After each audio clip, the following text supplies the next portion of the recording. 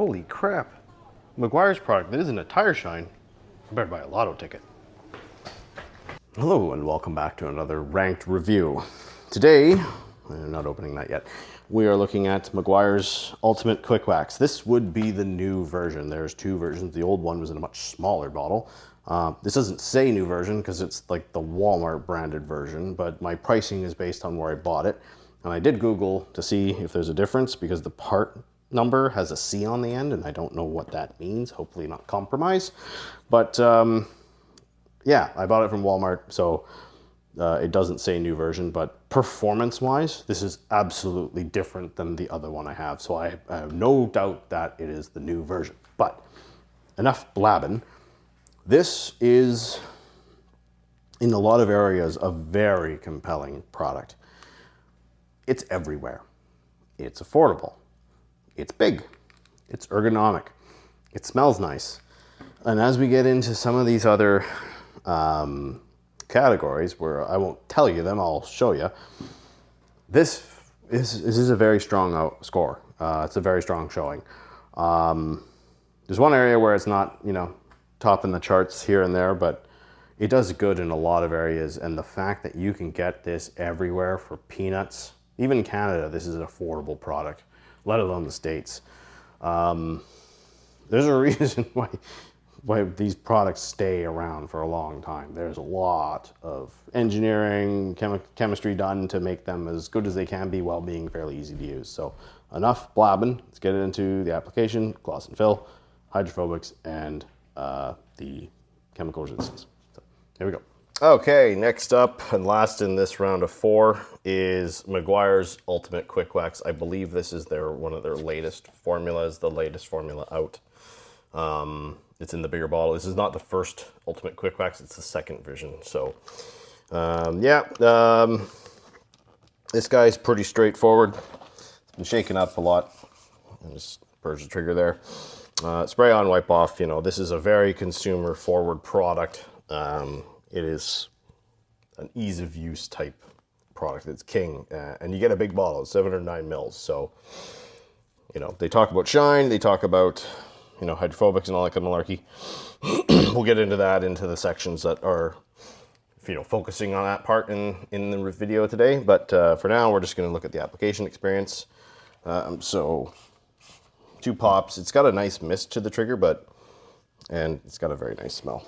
But yeah, let's give her a go. Watery initially on the panel. It's not like a smeary, greasy thing. It's definitely like beady lines.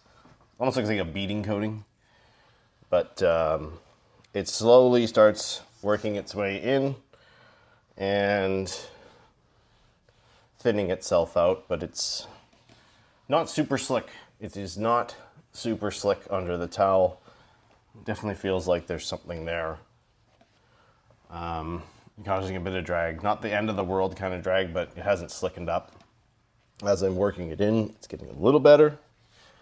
But yeah, not for hyper consumer products. Hydro Silex Recharge is much better on the application for sure. And I can still see the cloudy lines from the residue, the little, you know, it's like an anamorphic lens flare.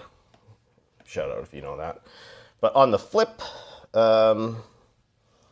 slicker than the application, but I'm still getting some trailing lines. Light back a bit. So, yeah, it's not, you know, on a black car, this might be a little bit harder to get a clean wipe off, but it's also probably going to self-flash. Like this piece now, after about 5-6 seconds, it kind of self-flashed. It's not guaranteed it's going to do that. You know, use it sparingly. I put 2 pumps into this, and this is a bit of a small panel because of the wheel shape it's got. But, excuse me. Yeah, it's slickened up now. So the slickness is getting up there. It's going to be probably an 8. But I would say, yeah. Yeah, the buff around the application is not as good as I thought it was going to be. I thought this was going to be a no-brainer. But, you know, maybe I used a smidge too much, but even then, like, Lots of cloth to take it off. It's not like it's this is the last panel of the car and the cloth is soaked. This is a fresh cloth. It shouldn't have had that much of an issue. So yeah, I don't know. 8 on the slickness, maybe 7 on the application, just because of the wiping at the end that it required. But yeah, definitely a little shocked that the product that's consumer focused, you know, it's basically sold only in exclusive, you know, consumer places. Your Amazons, your Canadian Tires, and the US equivalent AutoZones or whatever. But yeah, you know, it got there at the end, but it wasn't as easy as I thought it was going to be. So yeah. Anyway, moving on. All right, and we've got Meguiars Ultimate Quik Wax, and that's sitting here. We've got the polished area here and the untouched up here. So we'll pull the tape here, get straight into it. Get off. Oh, goody.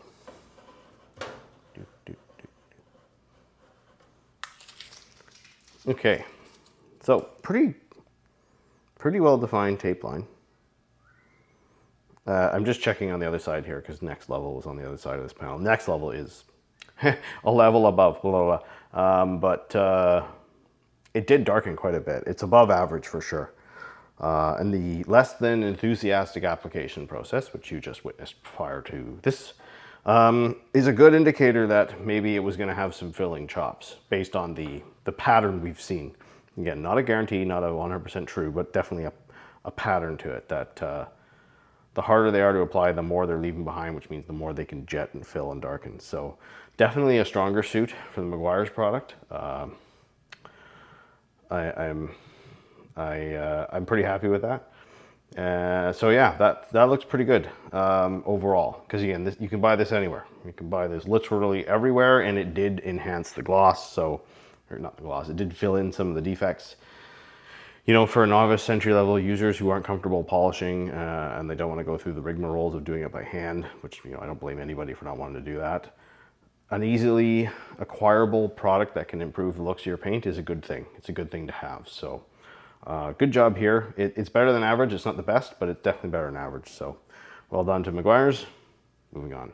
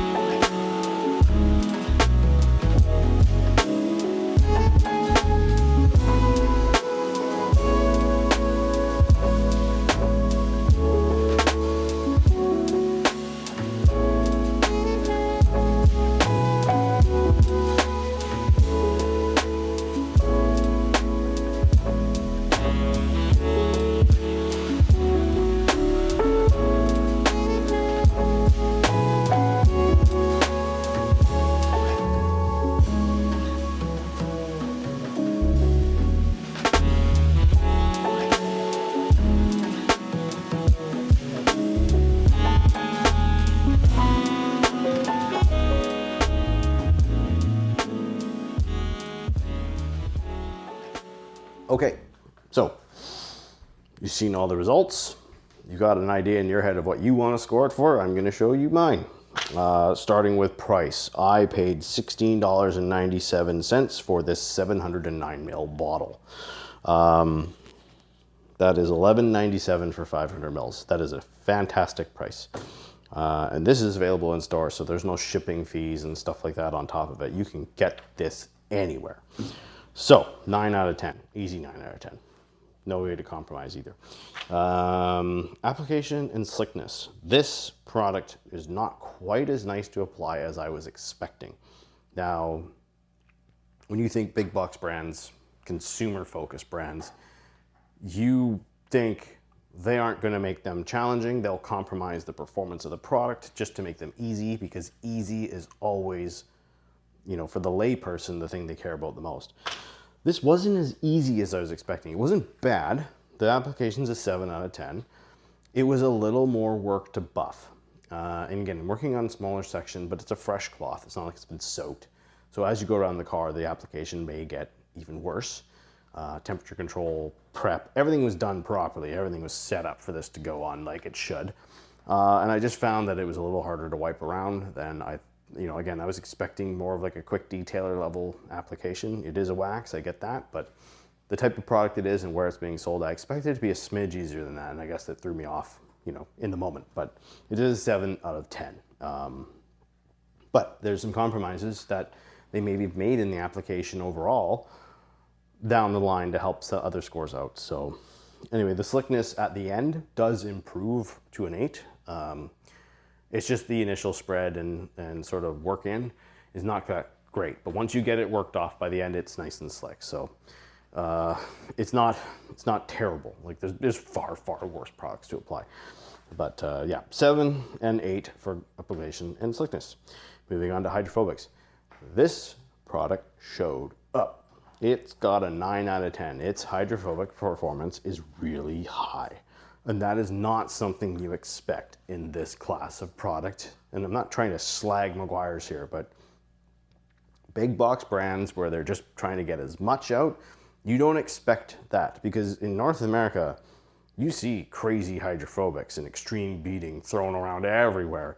But you rarely see it. Like Sonax level performance, that's never really existed here with the big brands. They've tried, some get close, but it's only a recent development where they've actually made strides in hydrophobics, because typically it seems like the way to get there is to compromise the application a little too much for some brands, or use costly ingredients that they will price themselves out of the markets they compete in. But this one did really well. These are really good job in the hydrophobic department, especially for its cost. It's just fantastic. So if you're looking for, an easy to grab hydrophobic product, this is ticking some boxes. Moving on to chemical resistance, this is a bit of a glass cannon, it seems. The chemical resistance, again, is not durability. They are not the same thing. I have used this on the car. I think when I first got the van, I put this on just as GFA, but I needed something. And, GAF. Yeah. Anyway, I needed to put something on the van, and I thought I'll just take this and give it a whirl, and I did. And it lasted a couple months. I wasn't paying close attention to it. I wasn't babying it, so it's not a perfect example and a perfect recount, but it's not going to last crazy in the real world. But the chemical resistance is very sensitive to it, like glass cannon. It's perfect once, and then once you shoot it once, it's sort of compromised. It's never going to be the same. So yeah, I wouldn't go heavy on this thing with crazy detergents if this is going to be your long-term sealant. It's not what it's geared for. However, it's very cheap to purchase and very easy, simple to reapply. This process is simple. It's a little draggy. Just count on just adding another layer. I don't think it'll really hurt you. But yeah. Now, when it comes to fill, again, this is this compromise we've been throwing around this whole time, that harder to apply products fill more, because there's the thing I was told is that there's more material being left behind, which then deepens and darkens and fills in some defects and makes that dark, rich color that we see in the test panel. And because this has a little bit harder of an application, we saw a bump up in the fill. The fill was quite good. It's not as good as Next Level. Next Level was a level above, and I've made that joke twice now. But it did quite good. And again, $16.97 Canadian with no shipping or a Walmart. So not a pretty good showing for that performance. I was expecting fill to be thrown out the window and application to be given all the the investment. So it's interesting to see that. And moving on to the bottle and the label. The label's always good on these types of products. They've got a lot of language in there. They've made it very clear how to use it. So the labels are always a 2 out of 2. Any consumer product most of the time has a good label. The trigger's good. It has a nice fine mist, but I just don't, again, I like the variability trigger, so it's a 1 out of 2. Which brings us to a score of 47 out of 64. This is a pretty high score.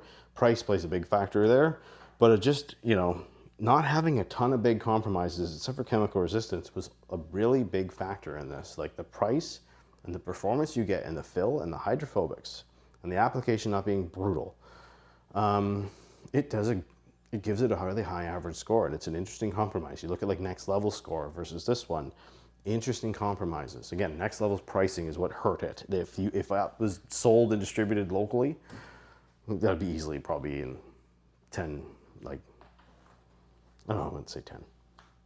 It would be higher. It would be much higher than that. But again, I have to work with what I have got. You apply your pricing. You can delete that column and take 10 points off and then do your score if you want to keep it price agnostic. But I count pricing, and I want people to consider pricing. Don't just give a whole ton of money for 1% more. Think about things. But that's where we're at for this one. It's a very good showing. Interesting compromises, things I wasn't expecting and things that I was shocked at how well it did. Yeah, even though I've had this for a long time, it's still working just fine. And you can get this anywhere. So yeah, good showing from Meguiars Quik Wax. And this will probably, I keep saying that, but I keep doing it more.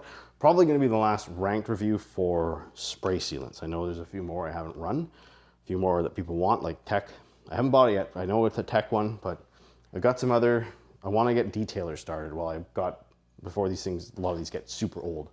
So detailers is going to, I still got to figure out the regimen. It's not going to be the same because they're a different class of product.